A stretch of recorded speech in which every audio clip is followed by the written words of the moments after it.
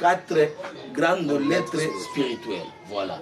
Message on a lu. Le prophète ebele ba BBC à cause ya mankiona et puis pour na komi salokumu ya bango bato. Bele vi na bango ezali livrer lelo. Bato bele vi na bango ekomi sacrifier lelo. Ba pasteur bele baza ya kobeba. Asimio maboko na mutu makamunyo sekei. Étoile limwe. Bato bele baboya ka pesa mutu mais apesi maboko. Pour ton information, étoile les arana 5 parties na 4 nzoto ya mutu. Étoile fai na makolo, étoile fai na sexe, étoile fai na monoko, étoile fai na maboko, étoile fai na front. Le prophète yo oza temena ba pasteur prophète ozoli ngola ki sabatu ke offrande ezali sumu ozoli ngola ki sabatu ke no di meza mabe na mona bitinda na yote prophète lobelanga prophète lobelanga nzambe amona bitinda na yote ya moma ba prophète bepe ba komo sakana bino prophète nzambe alobelanga nino abambi ki ope kutu pe makampe kutu mais bat na ngomba kaka ba église de réveil na montagne mangenge yangu ne wakumoteka na ba capote.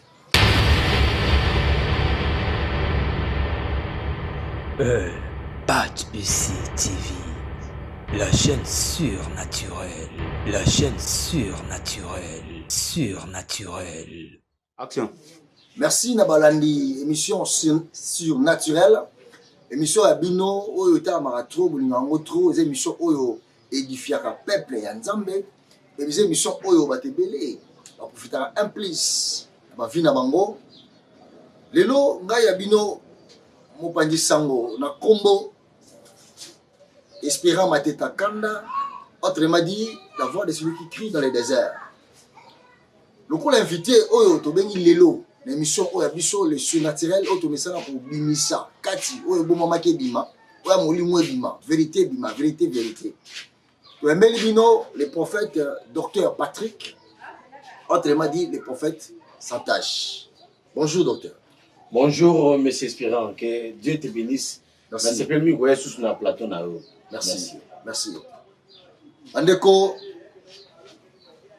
tout le monde avant de faire la macam, tout le monde a liboso. Motuna liboso ezali, motuna liboso ezali. Motuna liboso ezali.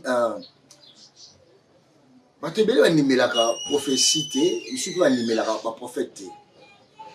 Et belé va niveler la prophétie, monsieur va niveler la prophète. Monsieur va genre, la prophète va escroc, va aventurier. On a prophète va bundanaye na boîte de nuit, abimana na basa ba toi boto na basa tout. Na mona prophète dans le bac. Non, yeso sakani na o mona na pédé. Ya moi sinon o mona. Ta bloka bongo. Donc et sali image de la prophète. Pour nango ko banini par rapport pour poser prophète. Pour nango ko banini par rapport ya o ba tu gérer la prophète. Merci beaucoup pour la motuna nayo. Avant la bande d'émission nanga na banango na prière. Que l'Éternel vous bénisse. Kanga missioneska ozali. Zambe na lola pambola moto moko azola na biso aza malade na mbito hôpital kolo pesa et solution. La Bible dit dans leur détresse, dans leur angoisse, il invoqua l'Éternel au préalable, l'Éternel envoya sa parole, ensuite il les guérit. Guérir moto moko aza na malade ya cancer, na malade ya sida, na malade ya diabète chronique. Guérir papa moko oyo souffrir na maladie lombaire, na malade oyo ezali ya mikuwa ya rhumatisme et kolo bimisa moto na prison zolanda biso zambe na lola pesa misala na bao bakuluka misala pesa mabota na bo bakuluka mabota pe pesa mikanda na bo baza partout na dans le monde pesa kimia au nom de Jésus tombola ba na yo na bondeli na kondima amen. Amen. Merci pour la motuna na yo. Omoni prophète azamoto oyo nzambe atinda kasuka ngalo bela peuple na ye. Si Dieu veut parler à son peuple, il va choisir quelqu'un. Les prophètes, ce sont des nabis. Les nabis, c'est qui? Ce sont des ambassadeurs. Ce sont des personnes à travers laquelle Dieu passe pour guérir son peuple. Ba prophète baza bato ya kosakanate lelo nde ba kosakana ba prophète. Ba prophète ebeli ba BBC à cause ya mankiona, à cause de n'importe quoi. Et en plus, le prophète ebele ba BBC musala pona mbongo. Pona mbongo et puis pona komi salokumu ya bango bato. Moni muto opesa témoignage nzambe ya prophète kinganda big singer. Et bato muso abosa na mo nzambe ya papa o Paul banzambe ya prophète abile susu prophète ya big singer. Et prophète na kati église ya yoki yango azotika. Les hommes ba prophète mususu azokota na église bato bazofuka mazo tia bango maboko bazozwesika na nzambe wona za mabi. Mais le prophète baza ba to valeur. Ce qui nous a mené le peuple né au banzela ba prophète. Bible le biboui. Dieu ne peut jamais faire quelque chose s'il ne révèle pas son plan, son secret à ses serviteurs les prophètes. Natangi na Bible na livre Osée. Bible zolba par un seul prophète Israël fut sorti de l'Égypte et c'est par un seul prophète Israël le fut gardé. Israël et bimaki na zela prophète Isaac gardé et pas ya prophète. Ndoko apôtre Paul azolo baboy. Aujourd'hui, l'Éternel, l'ange de l'Éternel m'est apparu la nuit. Il m'a donné toutes vos vies entre mes mains. Omoni, ba prophète ba comme na niveau ya kosimba même bobo ya bana na batu. C'est très important.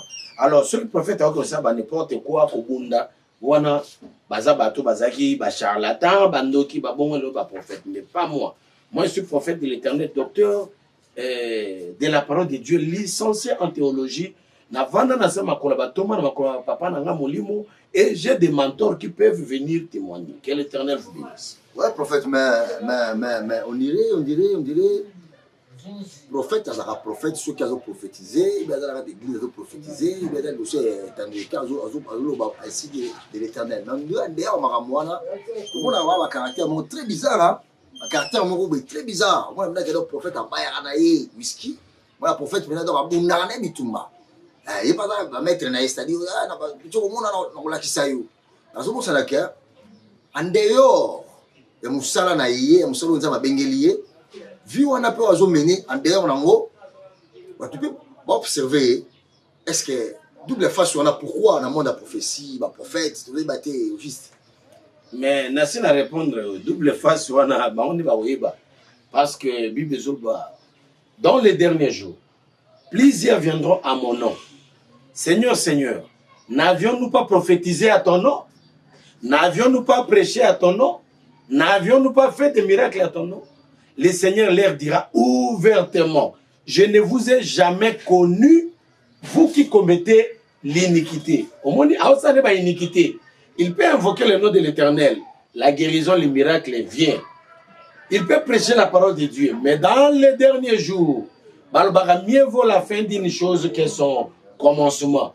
Oko banano bien mais soukane kozala ndenge nini. Donc on les a vu na bango ngana ye a na plateau pour nos termes nga donc na ko défendre bango te na babuzoba o ba ko sala et ba prophète pour na ko consulter mutu pesa $200 pour na ko sala boye pesa boye tout ça ce sont pas des choses qui sont dans la Bible. Merci prophète pour l'éclaircissement, éclaircir Batou sur ce sujet. Prophète, juste message pour le peuple Nzambe, plutôt découvrir le message au peuple Nzambe. Merci beaucoup. Ce que vous avez dit, au la télévision, parce que ici, c'est la vie ou la mort. Ce que vous avez dit, vous avez dit, Zambia a un message très important où il y a un peuple de Dieu. Grand thème où toujours développé Mikolo, dénommé en 4 grandes lettres spirituelles. 4 grandes lettres spirituelles. Voilà. Message où dans Zambia. 4 grandes lettres spirituelles. Message où le prophète a mis Bino Yangwana. Ce qu'il faut que tu aies 4 Yamasolon, message à moi, Nini. Il y a un message n'est pas Nzambe, mais même on appelle plein Nzambe. Il faut découvrir, en fait, tout est bas. Première lettre, deuxième lettre, troisième lettre, quatrième lettre. Tout le monde a la première lettre. Vous expliquez sur la première lettre, Zanini. Ok. Merci beaucoup, grand homme. Que l'Éternel te bénisse. Amen. Pourquoi 4 grandes lettres? Et ça, les lettres spirituelles. Oyo bakomaka na bomoi ya bana na bato. Omoni tango Jésus-Christ a botami. Ba mage, ba Bible dit les mages ont vu l'étoile de Jésus-Christ. Tango bakomi pa Hérode. Hérode a tuni ba mage. Ba sangisi ba sacrificateur, ba sangisi ba pharisien na ba scribe. Ba lobi un roi des Juifs vient de naître. Omoni batangi lecture, où ils ont la 4 étoiles, ils comprennent que non, c'est un roi. Donc, dans l'étoile, il y a Moutou, ils ont la écriture, ils ont la lettre. On va parler sur les 3 grands mouvements de l'étoile, grand thème nanga. Oui, bien, ça en internet. Ne comprendre ma parce que nous allons parler des combats de l'étoile. Et ça thème on a été en année mobimba. Alors, par rapport à 4 grandes lettres, oyo spirituelles, nazo bandana liboso ndongo lobi. Et ça va lettre ou ba komara bomo ya batu. Pour na repérer ça va limitation. Pour na koluka ba porte d'entrée ba quota pour détruire les enfants de Dieu. La première lettre, je vais citer la lettre de livraison. Oh, la lettre de livraison. La lettre de livraison. Ezali, toujours qu'en français, mot balobi livraison. Il y a le mot livré. Donc, bakabi, bokabami, botekami. Tant que livrer yo quelque part, c'est que ça n'a montré à recevoir yo à joyau et ba livrer yo na mauvaise intention tant que joyau kuna ba salio mabe. Ba te belé vi na bango ezali livrer lelo. Ba te belé vi na bango e comme sacrifier lelo. Atangi classe, asilisi makambo nyonso bien. Pour zo musala comme problème. Ou à cause zo musala, mais pour en profiter na musala on a problème. À cause de Moussala, mais à mataka promotion te. Vine zali livrer, sacrifier quelque part. Nako le bangon nengwanate, nako lingana s'appuyer dans les Écritures. Parce que émission na yo, eza émission moko matata. Alors ceux qui m'ont répondre bien ezaka terrible. Na éviter ceux qui kotangi la biso na Actes des Apôtres chapitre 9 verset 1 à 2. Actes des Apôtres chapitre 9 verset 1 à 2. Pour ceux qui ont autant on peut aux bien. Ou bien on attend.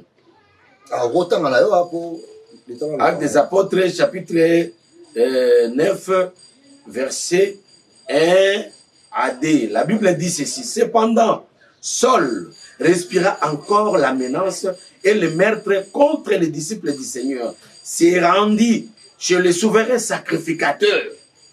Saul a zobomabatu. Bantine na gouvernement. Il y a Hérode. Pour maltraiter les chrétiens. Aïe Koluka, souverain sacrificateur. La Bible dit dans verset 2. Il lui demanda des lettres. Au pluriel, des lettres belées.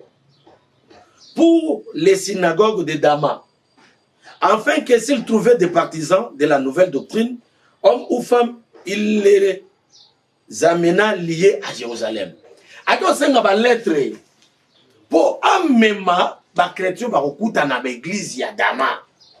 Allié bango amema bango na esclavagisme ba ke nunyo kwa na Jérusalem ozo sambela awa ba chrétien ezana batebela ko bango na sambela na ndima Yesu Kristo ono ne Bible bana 2 Corinthiens chapitre 5 verset 17 si quelqu'un est à Christ il est devenu une nouvelle créature les choses anciennes sont passées et voici toutes choses sont devenues nouvelles. Oui. Mais awa bazo lukabango, bazo lié bango. Soto tang par exemple na Bible, Pierre, ozaki apôtre, azo benga na ba démon. Bible zolo ba keno, Jésus-Christ est koyebisa Pierre. L'église de Jésus-Christ, l'église à 12 personnes. Pierre, aujourd'hui la nuit, les diables étaient venus pour te réclamer, afin qu'ils te criblent comme du froment. Mais j'avais prié pour toi. Quand tu seras affermi, affermissez aussi tes frères. Pierre Wazaki apôtre à Jésus-Christ. Mais, bazo réclamer. Ils ont un téléphone nanga ou iPad nangai. Ce qu'on a réclamé, on sait qu'ils ont un ba chrétien belé baza lié. Ba chrétien belé ba ligoté ba on a bachana maboko makolo. Ya luketu. Bazo avancer té. Dans la vie no malam, obana ki bien. Mais lelo makambe ko mona ezo simbe souté. On a tika foot na kene poto ko luka vie. Aucun no poto, oui c'est bien. Mais dans la vie ozo amener kuna na poto. Vie moko ba difficulté. Vie ozo mener kuna plutôt. Vie ba problème. Ozu mo kandate. Obalité. Soko bali osali divorce. Ou comme une femme seule, tu souffres. Madame, beaucoup de fellows en Afrique. Mais au Kepoto, au Congo, quoi. Moi, je suis en Afrique, c'est Sony. Ozomona, bali pesa kama tu limitation. Ezoko balobaka tabali kana mulaya singana. Oui, bakangi tabasinga lokolo, tabako se déplacer akene na nzete. Mais ce qu'il y a avancé, en dehors ya molaya singa o bakanga ki a cause à la bloqué. Awa apôtre Paul, Saoul, ayeko senga et puis souverain sacrificateur. Amema ba chrétien aza allié bango. Et donc eka musanga awa pasteur. Ne muto livrer bandimi.